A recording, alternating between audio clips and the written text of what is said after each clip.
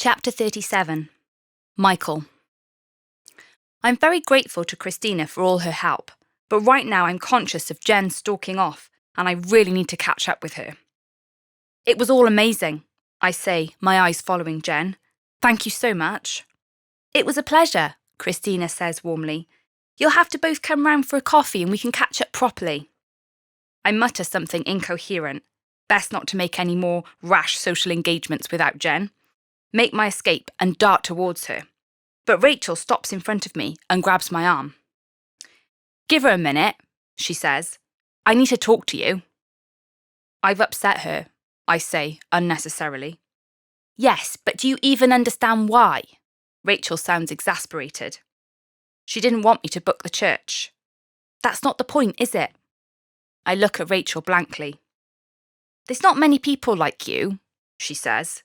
You get an idea and within half an hour you've drawn the plans, hired a team and laid a foundation.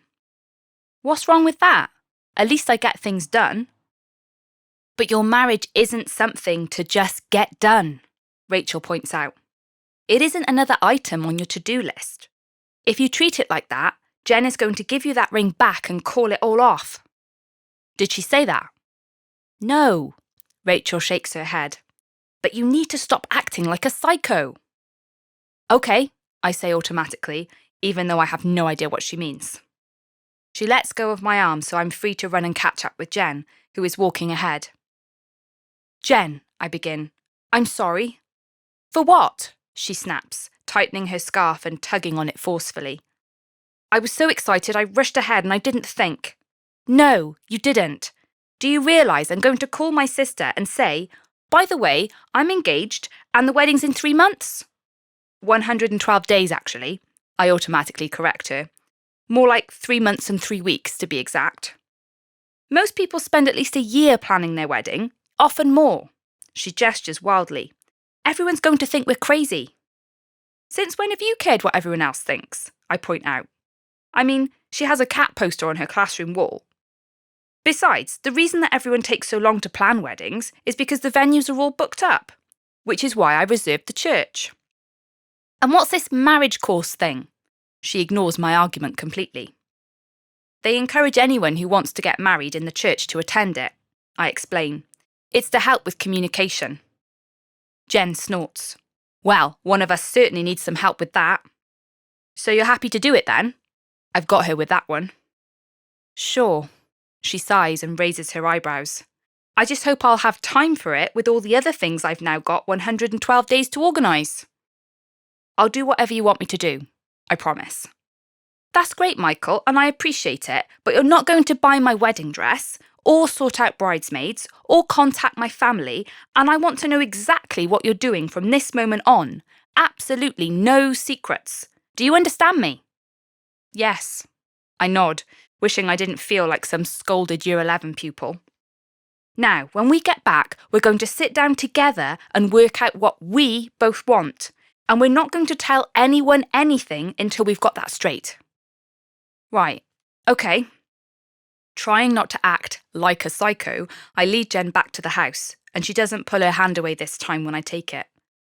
Back inside, Mum is preparing mulled wine, and Rach is sprawled on the sofa on her phone. Do you want a drink? Dad asks, appearing in the hallway as we remove our coats. I hesitate, looking at Jen. Her eyes glow a reminder. You promised. No thanks, we just need to sort a few things out. Dad's face sets in disapproval, but he's going to have to get used to me having other priorities. I'm going to have to get used to having other priorities. We go up to my bedroom, the only place we can really get any privacy in this house. Seeing the hastily left, unmade bed reminds me of how little sleep I've had. So tempting. I hand Jen my planner, then collapse onto the mattress. Back page, I direct, my voice muffled in the pillow. She opens it up and sucks in her breath sharply. Potential venues for reception, photographers, florists, car hire, music.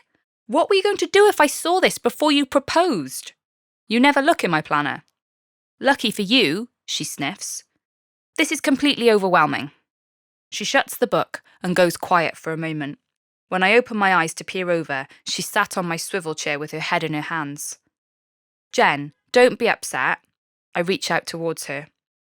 I just need to get my head around all this, she says, lowering her hands. I can just about reach far enough to brush her arm with my fingertips.